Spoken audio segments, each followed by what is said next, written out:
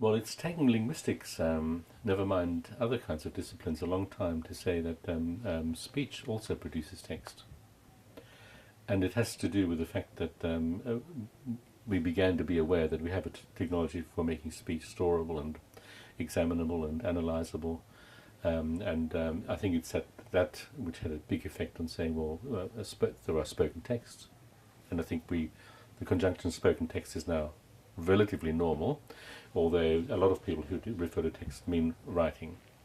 But text etymologically is texture, it's kind of things woven together. And if you think of how meaning is made, if it is made multimodally, which I think it is always, then different things are woven together.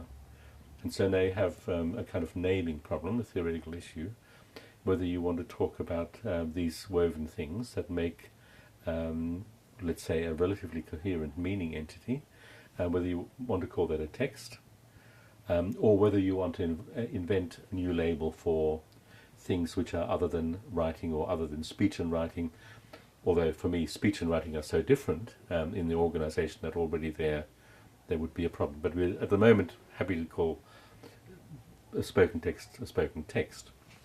So I would say at the moment I would call any semiotic entity which has internal, I mean, going back to a sort of notion of coherence, the textual function in how they're internally coherent, framed, so that I can kind of see this entity as separate from that entity.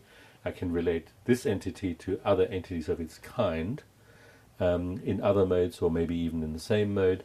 And that's what I would say at the moment. I'm happy to call these things text.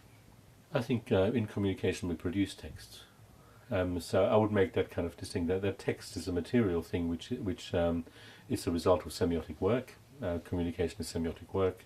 So communication is a process. The result of the process is the production of a text. If it's not recorded, it still is a text because I have it in my kind of recollection as a text. Semiotics would be the theoretical frame in which I look at communication.